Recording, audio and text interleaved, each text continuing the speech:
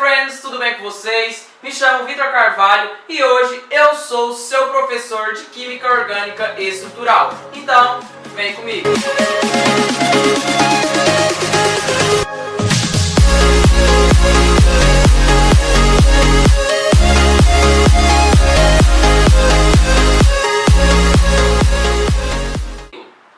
Para a nossa aula de hoje vamos estudar estereoquímica, que é a parte da química que estuda o arranjo espacial dos átomos nas moléculas e sua importância nas transformações químicas, sendo também uma parte de isomeria. Mas, Vitor, o que é isomeria? Isomeria é a propriedade de substâncias terem o mesmo peso molecular, entretanto características e estruturas diferentes. Ou seja, é duas ou mais substâncias diferentes com a mesma fórmula molecular. A isomeria se divide em dois tópicos: os isômeros constitucionais e os estereoisômeros. Os isômeros constitucionais são aqueles que têm a mesma fórmula molecular, mas conectividades dos átomos nas moléculas diferente. Ah, Vitor, então é aqui que você está falando, lá daquela parte do ensino médio, onde vemos que a fórmula C4H8O pode ser tanto uma acetona e tanto um aldeído? Exatamente. Perceba que ambas têm a mesma fórmula molecular, mas as conectividades dos átomos nas moléculas são diferentes. Nesse caso, o que modificou de uma para a outra foi a função.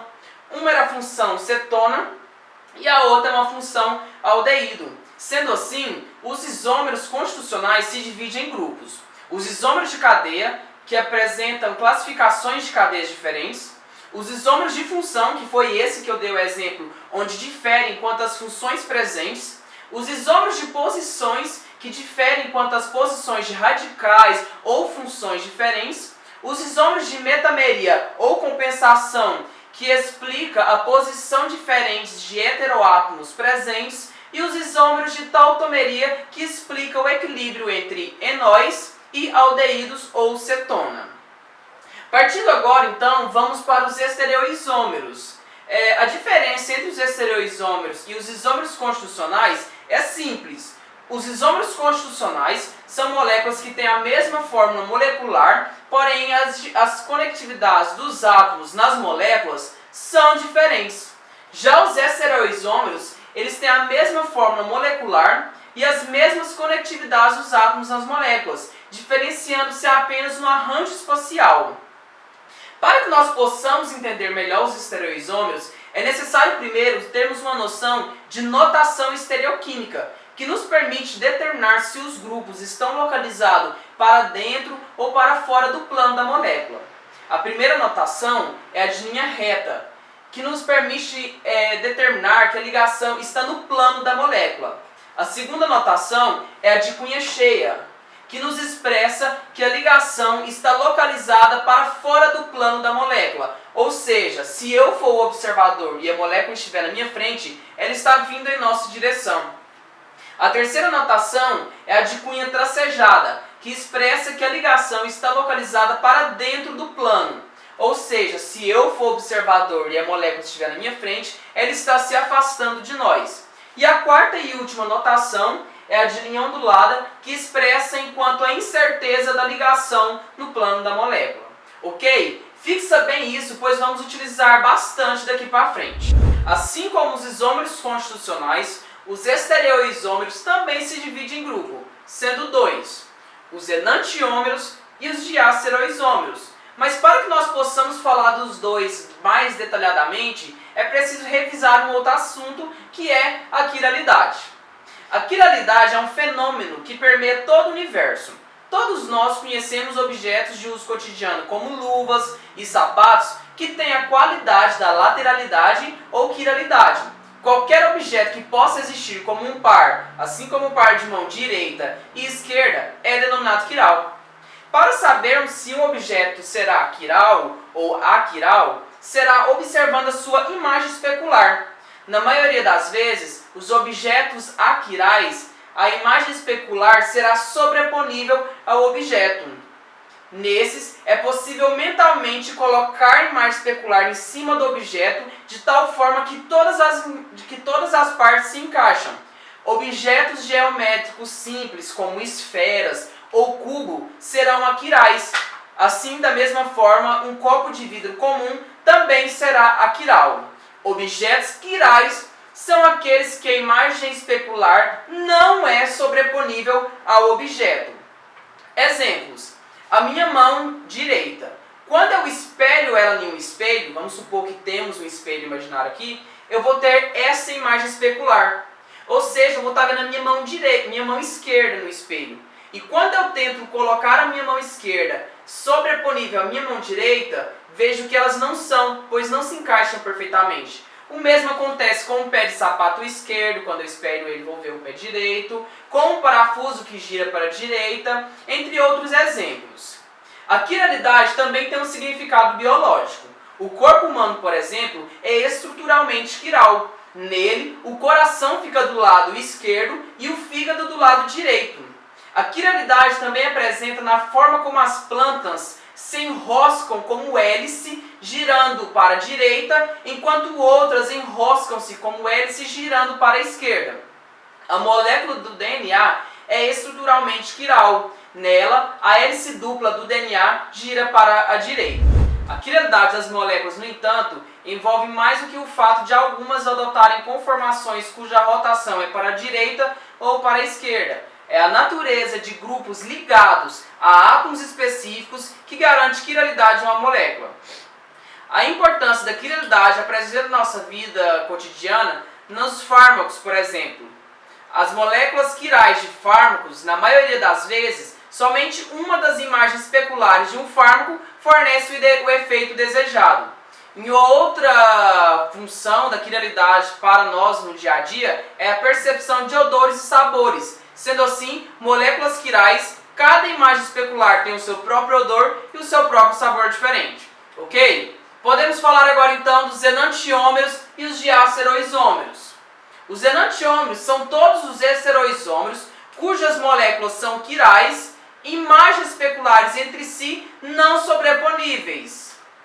É a fato que eu estava falando da quiralidade, porém agora vamos ter que relacionar ela com as moléculas. No entanto, aprenda a definição, que são esteroisômeros cujas moléculas são imagens especulares entre si não sobreponível. Assim como a mão direita e a mão esquerda não é sobreponível, os esteroisômeros, as moléculas, também não vão ser. Eu vou dar exemplos com moléculas 3D daqui a pouco, que ficará mais fácil essa visualização. Já os diaceroisômeros são todos os outros esteroisômeros, ou seja, o que não é enantiômero é diaceroisômero. A definição certa no caso seria que são moléculas que não são imagens especulares entre si e não são sobreponíveis. Um grande exemplo de diaceroisômeros são o cis e trans 1,2-dicloroeteno. Perceba, ambos têm a mesma fórmula molecular, as mesmas conectividades dos átomos, porém não são imagens especulares, ou seja, se eu traço um espelho entre os dois, essa não é a imagem especular dele. E não são sobreponíveis, ou seja, são compostos diferentes e denominados diaceroisômeros. Assim como esse exemplo de diaceroisômeros, existem outros, como os cis e trans de cicloalcanos, entre outros. Retornando agora para os enantiômeros, verificamos que eles sempre têm a possibilidade de existirem aos pares. Na maioria das vezes, por exemplo, quando realizamos uma reação química, produzimos um par de enantiômeros. Mas quais características estruturais devem estar presentes para saber se vai existir um par de enantiômero? Primeiro, enantiômeros, as moléculas são todas quirais. E como saber se uma molécula é quiral? Uma molécula é quiral quando a sua imagem especular da molécula não é sobreponível ao objeto. Um grande exemplo de enantiômeros para demonstrar essa quiralidade é o 2-butanol. Observe, eles têm a mesma fórmula molecular, as mesmas conectividades e um é a imagem especular do outro. Ou seja, se esse fosse um espelho, essa seria a imagem dessa molécula ou essa seria a imagem dessa. E quando eu tento um sobrepor em cima do outro, verificamos que eles não são sobreponíveis, o que garante a eles serem enantiômeros. Qual característica estrutural que pode ser usada para antecipar se uma molécula é quiral e a existência de pares de enantiômeros? Uma das mais usadas, mas não a única, era para perceber se contém um único átomo tetraédrico ligado a 4 grupos diferentes. Ou seja, perceba a partir daqui que na maioria das vezes esse átomo vai ser o carbono, pois o carbono se estabiliza com 4 ligações. Basta serem grupos diferentes para ser um átomo assimétrico. Quando falo átomo assimétrico, devemos lembrar que ele pode ser chamado de átomos assimétricos ou átomos estereogênicos ou estereocêntricos. No entanto, a IUPAC, em 1996, recomenda que esses átomos fossem chamados de centro de quiralidade. É importante ressaltar que a quiralidade é uma propriedade da molécula como um todo, e um centro de quiralidade é uma característica que permite determinar se uma molécula vai ser quiral. A presença de um único centro de quiralidade garante que essa molécula seja quiral. Exemplo, essas moléculas que vamos fazer suposições. Suponhamos que essa esfera do meio, a preta, seja um centro estereogênico, pois é um átomo tetraédrico que faz 4 ligações diferentes, demonstrado por cores diferentes. Vamos supor que um seja um grupo X, outro um grupo Y, outro um grupo W e um outro o grupo Z.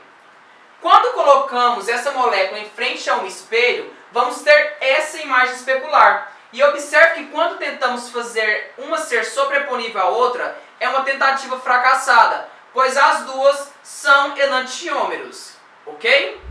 Uma propriedade importante de enantiômeros com um único centro de quiralidade, como 2-butanol, perceba.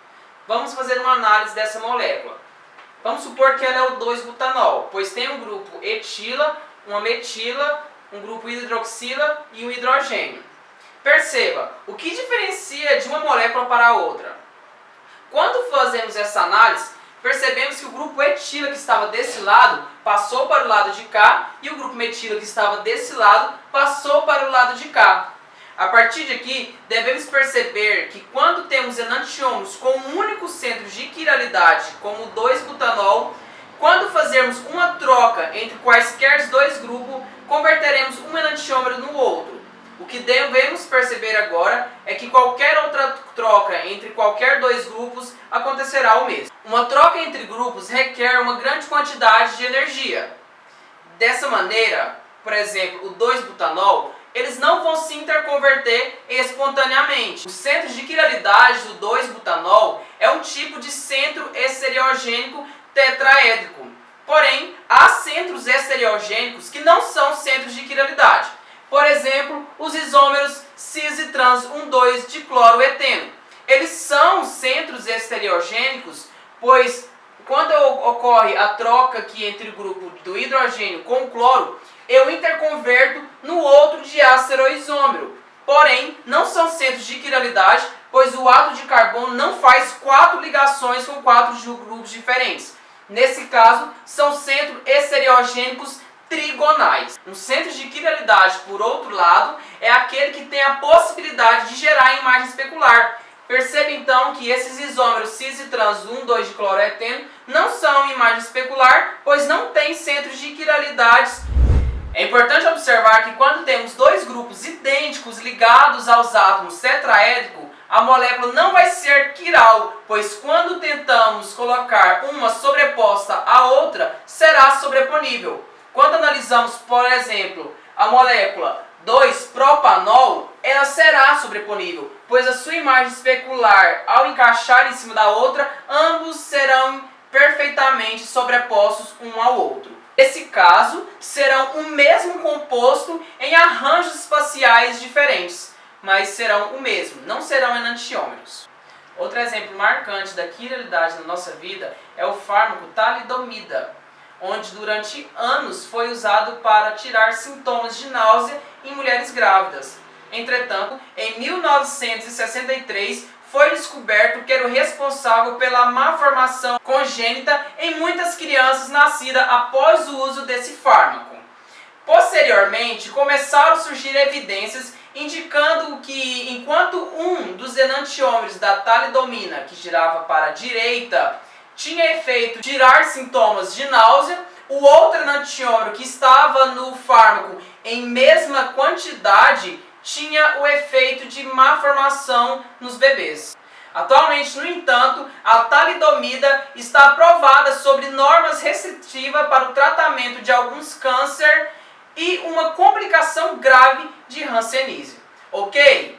Bom, outra característica que pode ser usada para antecipar a possibilidade existente de uma molécula quiral é pelo plano de simetria, ou seja, a ausência de certos elementos de simetria na molécula. Uma molécula não será quiral se ela possui esse plano de simetria. Um plano de simetria é definido como um plano imaginário que corta uma molécula ao meio de tal forma que as duas partes da molécula sejam imagens especulares entre si. O plano onde passa através de átomos, entre átomos ou ambos. Exemplo, quando analisamos a molécula do 2-cloropropano, observe que se eu traço um plano de simetria no meio da molécula, eu vou ter imagens especulares entre si. É como se o hidrogênio estivesse ao meio, entre átomos, do mesmo jeito que o cloro.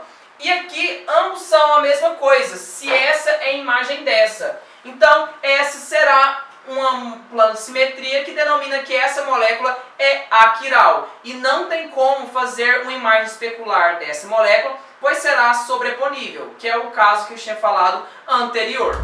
Sabendo toda a definição de estereoquímica, isômeros constitucionais, estereoisômeros, enantiômeros, diastereoisômeros, quiralidade, plano de simetria, o que nos resta agora é estudar a nomenclatura. Mas, Vitor, por que tem que ter uma nomenclatura só para esses compostos?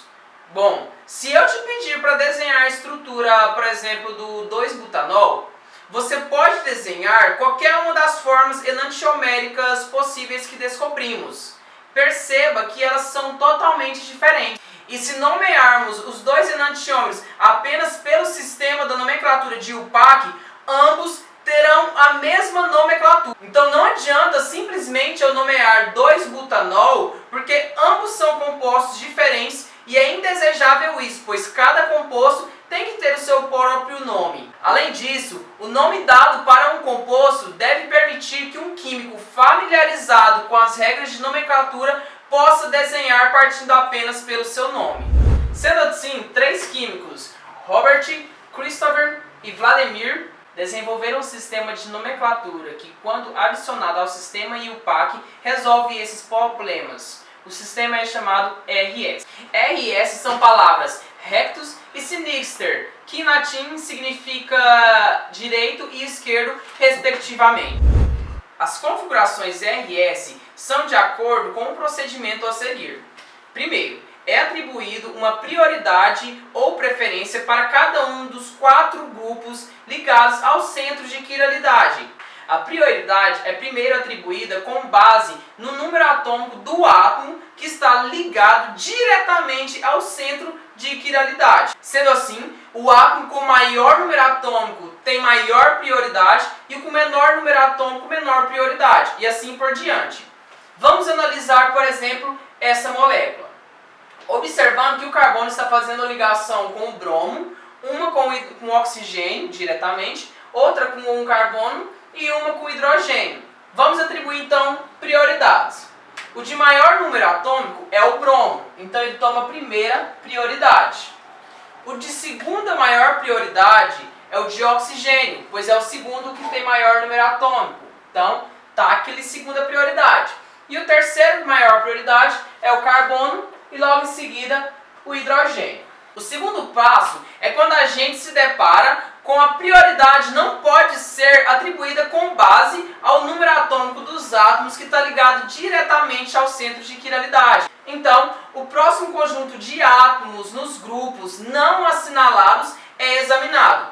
Ou seja, quando deparamos com esse tipo de molécula, observe, o carbono está fazendo ligação diretamente com o oxigênio, outra com o hidrogênio, outra com carbono e outra também com carbono. Se eu fosse atribuir prioridades, ficaria o oxigênio de maior prioridade, o hidrogênio de menor prioridade, pois ele tem o menor número atômico, e os carbonos têm a mesma prioridade, então poderia ser 2 ou a terceira prioridade, a segunda ou a terceira prioridade. Como faremos esse desempasse? olhando para os outros átomos que estão ligados diretamente com esse átomo que está ligado diretamente ao centro de quiralidade. Vamos observar esse carbono. Esse carbono está ligado diretamente com 2 hidrogênios, observe CH2, e com outro carbono, ou seja, em ordem decrescente ficariam carbono, hidrogênio e hidrogênio. Já esse carbono está fazendo as 3 ligações com o hidrogênio. Então ficaria hidrogênio, hidrogênio e hidrogênio.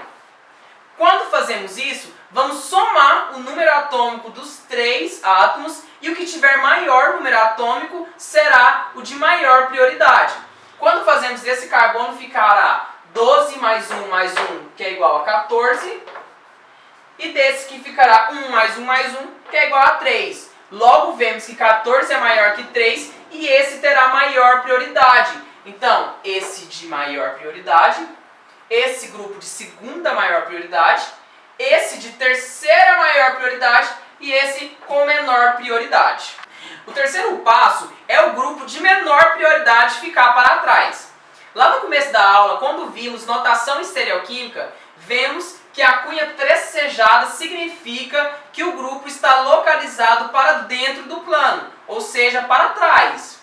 Perceba, sempre que tivermos uma molécula, o hidrogênio está presente, ele vai ser o de menor prioridade, pois na tabela periódica ele tem o menor número atômico. E para, respectivamente, obedecer essa regra, devemos colocar sempre o hidrogênio localizado nessa cunha. Nos 2 exemplos que eu dei, ele já está para trás, então não tem necessidade de eu mexer em nada. Vejamos então já nessa molécula. O hidrogênio não está para trás, ele está localizado no plano. O que devo fazer então para localizar ele para trás? Uma das melhores alternativas que eu uso é o seguinte, é como se você segurasse um dos grupos ligantes, segura, observa que são só ligações simples, então eu posso rotacionar qualquer átomo sozinho, sem ter que girar a molécula como um todo. Então eu seguro essa molécula e giro de uma forma que o hidrogênio vá para trás. Se eu girar nesse sentido, esse hidrogênio passará para esse, o bromo passará para esse e o oxigênio passará para esse. Então a molécula ficaria, no caso, assim. CH3, A localização do plano agora é do oxigênio, que está para frente, para fora do plano, o bromo. E obedecendo agora a terceira regra, que é colocar o grupo de menor prioridade para trás, o hidrogênio.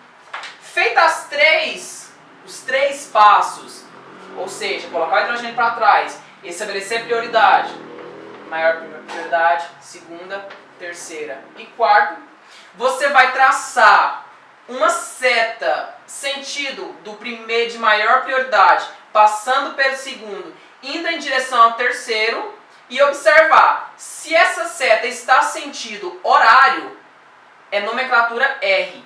Se for sentido anti-horário, nomenclatura S.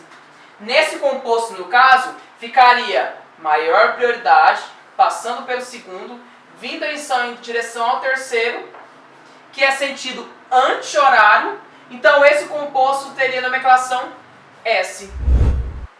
Analisando melhor então algum exemplo, vamos ver o 2-butanol. Como seria a nomenclatura dele então? Pois é uma molécula que estamos trabalhando já desde o início da aula.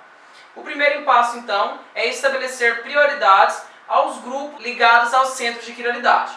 Então vamos lá. O de maior prioridade é o oxigênio, pois ele tem maior número atômico. O de segunda prioridade, a gente vimos que é o grupo etila, pois esse carbono está fazendo ligação direta com o outro carbono e 2 hidrogênios, enquanto esse está fazendo apenas com 3 hidrogênios. Então esse de segunda prioridade, esse de terceira e o hidrogênio de quarta prioridade, ou seja, última prioridade. Estabeleceu a primeiro e o segundo passo. O terceiro quer colocar o hidrogênio para trás. Observe que ele já está para trás, então não tem nada que eu possa fazer. A partir de aqui, vamos passar a seta pelas prioridades, ou seja, a primeira indo em direção da segunda, depois da terceira. Se der sentido horário, nomenclatura R. Se der sentido anti-horário, nomenclatura S. Então vamos lá. O de primeira maior prioridade, passando pelo de segunda maior e vindo até o de terceira. Observe, sentido anti-horário. Então a nomenclatura S. No caso então desse composto vai ser o S2-butanol. Agora a imagem especular dele. Observe, oxigênio de maior prioridade, grupo etila segunda, metila terceira. Agora a seta vai vir nessa posição. Observe, sentido horário, nomenclatura R. Então esse seria o R2-butanol, certo? Com os 3 primeiros passos ou regras do sistema RS, é possível atribuir a designação para a maioria dos compostos contendo ligações simples. No entanto, para compostos contendo ligações múltiplas, mais uma regra é necessária. Vamos ver então a quarta regra, que é no caso de grupos contendo ligações duplas ou triplas. A prioridade é atribuída então como se os átomos fossem duplicados ou triplicados. Observando então esse exemplo, vamos fazer a primeira regra, que é atribuir prioridades. O oxigênio de maior e o hidrogênio com menor prioridade. E agora observamos que os outros átomos são carbonos. Ou seja, a gente deveria analisar aquela segunda regra. Os outros átomos que estão ligados aos átomos ligados aos centros de quiralidade. Então vamos lá. Esse carbono aqui está fazendo uma ligação com o hidrogênio e uma dupla com o oxigênio. Enquanto esse está fazendo 2 ligações com o hidrogênio e uma com o oxigênio. Se fôssemos partir apenas da segunda regra, observa que esse seria 16 mais 1 igual a 18 e esse 16 mais 1 que é igual a 17. Então esse deveria ter maior prioridade. Porém, analisando a quarta regra, que fala que quando eu tenho ligações duplas ou triplas, vai duplicar ou triplicar o átomo. Então no caso, esse átomo ficaria que o carbono estava fazendo uma ligação com 2 oxigênios, que ficaria 16 mais 16 igual a 32, mais 1 igual a 33. Então esse é o de maior prioridade. Então esse seria o de segunda maior prioridade e esse o de terceira. Fazendo agora a nomenclatura, que é tracejar a seta do primeiro para o segundo para o terceiro. Sentido anti-horário, nomenclatura S. Sabendo-se então de todas as regras e praticando bastante exercícios, exemplos, tudo fica mais simples. Observe, quando eu analiso 2 enantiômeros, igual eu analisei o 2-butanol, se cada um deles tiverem nomenclaturas diferentes, então eles serão enantiômeros. Se derem a mesma nomenclatura, não vão ser enantiômeros, vão ser o mesmo composto em apenas orientações no espaço diferente. Sendo assim, perceba que é bastante interessante ter uma noção de quiralidade, imagem especular, a noção de como se faz a nomenclatura RS, uma visão geral para podermos então ter um entendimento amplo desse conteúdo que é a estereoquímica. Ai, Vitor, é conteúdo demais! Tem alguma forma que você pode me ajudar a lembrar esses temas mais facilmente? Fica sussa, porque eu preparei uma paródia da música Ranking de Jorge Mateus para facilitar na hora de lembrar algum desses termos. Então, chega junto e canta junto aí. Bora lá!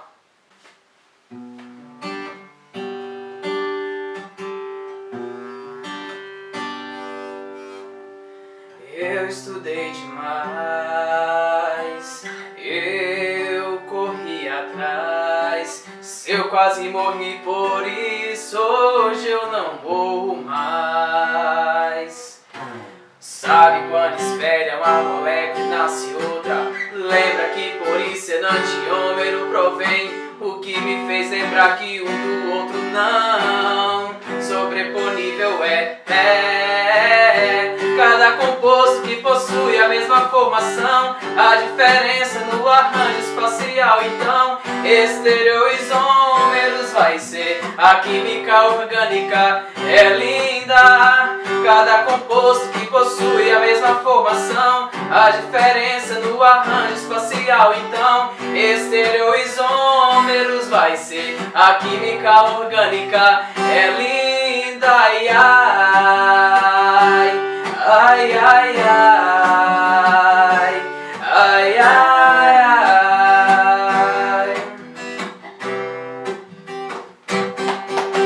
Eu estudei demais, eu corri atrás. Se eu quase morri por isso, hoje eu não morro mais. Sabe quando espelha uma molécula e nasce outra? Lembra que por isso enantiômero provém. O que me fez lembrar que um do outro não sobreponível é. Cada composto que possui a mesma formação, a diferença no arranjo espacial. Então, estereoisômeros vai ser. A química orgânica é linda. Cada composto que possui a mesma formação, a diferença no arranjo espacial. Então, estereoisômeros vai ser. A química orgânica é linda, ai, ai, ai, ai, ai, ai, ai, ai. A química orgânica é linda, ai, ai. É isso aí, espero que tenham gostado e até a próxima.